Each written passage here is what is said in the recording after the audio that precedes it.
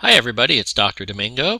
I welcome you to our Collaborate session today where we are going to go over the tips and grading expectations for paper number 3 in our MAL 566 class. So once again, welcome. I want to go ahead and talk a little bit in terms of a recap of our class where we've gone so far in exploring what it is to be a leader in a nonprofit board. The next thing we'll do after that, of course, is talk about the third paper, which is due this Sunday at 11:59 p.m. on or before that date. I want to talk a little bit in terms of some tips and some grading expectations, what I look for.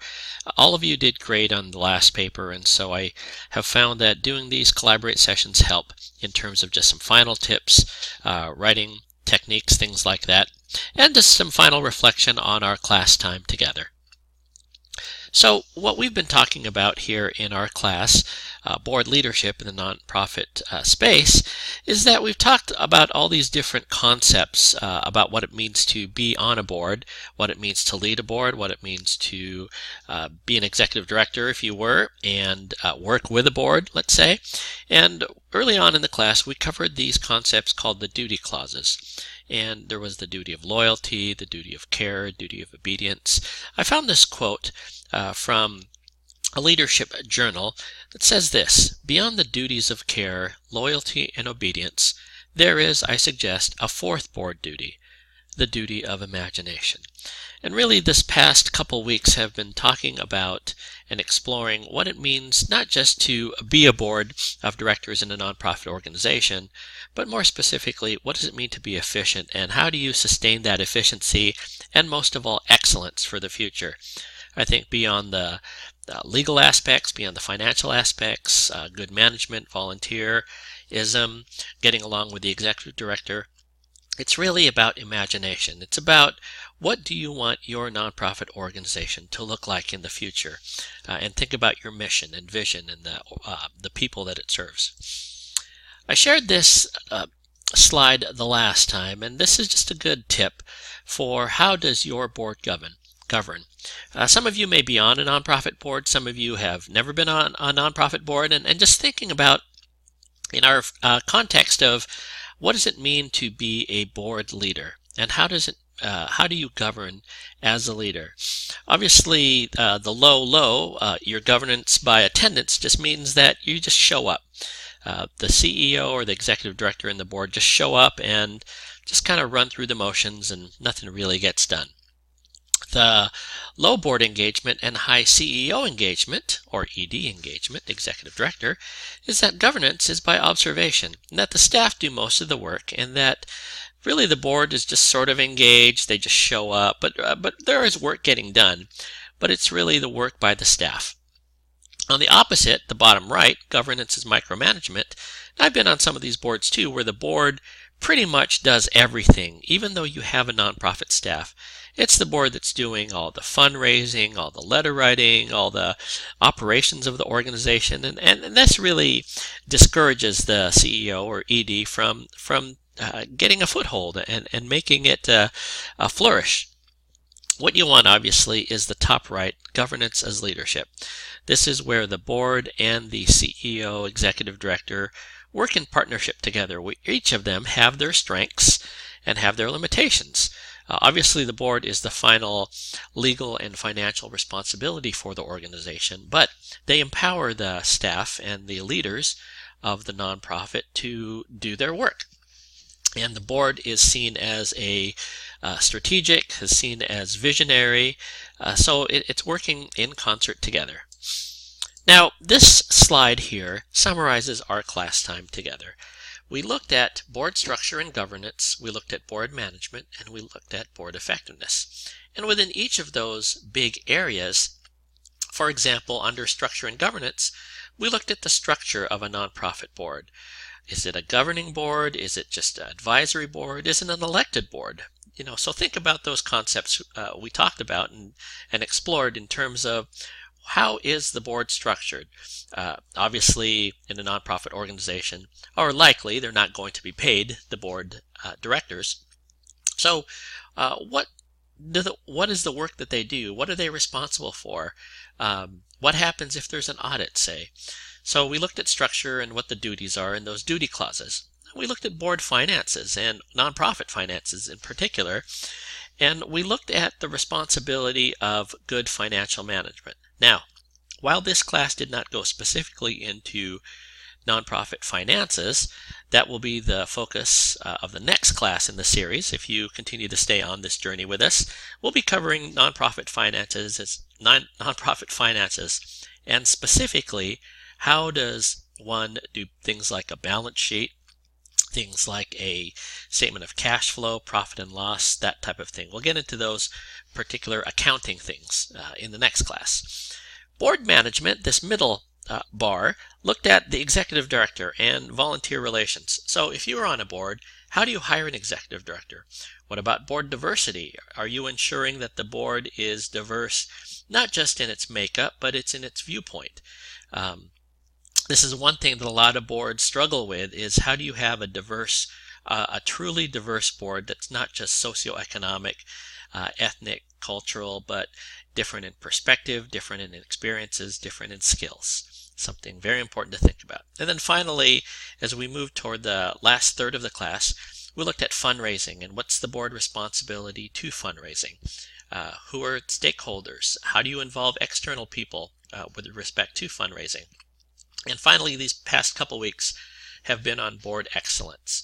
And I know in the readings there have been some great chapters on how do you make a sustaining, visionary board that's going to keep this organization excellent in the future. Okay, so that's our class, which brings us now to our third paper. Again, it's due this Sunday, on or before Sunday at 11:59 p.m. Turn that in. You're going to write an evaluation paper on a board handbook and prospectus. Now, what this requires you to do is that you are going to be evaluating, which means making an informed judgment based on some criteria or best practice. So evaluation writing is going to be your opinion, but again, the opinion must be grounded in research. It can't just be, I think this is a good organization. But you have to defend why that is. You have to provide the criteria by which you're making those statements. Otherwise, as you've seen in some of your papers, it is bordering on opinion. And you want to let the research lead. Now, you have to choose a nonprofit organization, which means you have to do some research and find an organization that you maybe are familiar with or not familiar with. Whatever it is, you have to choose it and you have to talk about it. And I'll get to that in a bit here. Of course, APA, which means a cover page. Please do an abstract. Your references are a separate section at the last section. And then, of course, the paper itself. So I'm looking for those specific elements in your paper. It's good practice when you're doing social science writing to write in this way. Now, what is a board handbook? A board handbook is like a board manual, or maybe it's a board prospectus. Where do you find this? Well, the first thing, you want to look for a known nonprofit organization, which means it has to be real. It can't be just some made-up example that you find in a textbook. Find one that you are interested in and go to their website. There are lots of nonprofit organizations out there, and you're going to do a little searching on their website for board or board of directors or board of governors, and you want to find out about how to get involved on their board. Now, I don't specify that it has to be a certain type of organization. I want you to find specifically a board handbook. Now, if you're having trouble that route, you can search for the word board prospectus, and it comes up with a few examples, and maybe you could use those as well. You're going to use the actual prospectus and use that as your case. In other words, you're going to find this prospectus or handbook, and you're going to evaluate it based on what you know and what you've learned in this class. All right, so if you have questions or difficulties finding one, just ask and I'll give you examples, but I know if you just do the search for board prospectus, you're going to find one. And I want you to be specific, meaning that I want to look for specific things in your paper, which are content and clarity. Did you choose an existing organization and describe it thoroughly? I want to know not just the name of the organization, but what do they do? When were they formed? How long have they been around? Who do they serve? How are they funded? I want you to describe it as, as if I didn't know about the organization. And the more we can do this, the better it is. Did you summarize the board handbook and prospectus sections? So, if you look in a board prospectus handbook or something like that, you're going to find different sections, perhaps on election of governors or directors. You're going to find stuff on ethics. You're going to find something on the relationship between the board and the staff. I want you to summarize the section. What does it say in those sections? And then analyze it. Analyze and just pick out some things that you saw and then make recommendations, meaning analysis and recommendations together become an evaluation. So you're analyzing it, you're summarizing it, you're analyzing it, plus you're going to recommend it. But remember, everything that you write is going to be based on the research. That's the whole key. Clarity in writing. You want good expression, good flow, good transitions. Maybe you use subheadings in your paper. That's fine. Just be sure to follow APA. Again, cover page, abstract, and references. Pretty straightforward, and I know you're going to have a fun time exploring board handbooks, board prospectuses. I think one of the things with this class is you'll start seeing these concepts of, wow, I didn't realize that duty of loyalty is in there. Conflict of interest. You're going to have stuff on terms of officers, for example. So I want you to comment on all that. Just go through it and tell me what you found. Okay? So with that, I'm going to wrap this up and just give you this final thought. Adam Braun says, rather than thinking of ourselves as nonprofit, we begin to refer to our work as for purpose. That is, I think having been in the nonprofit space for quite some time, nonprofits have gotten a perception that yes, we don't make any money, but we really don't do anything but just do social services, and we don't run well.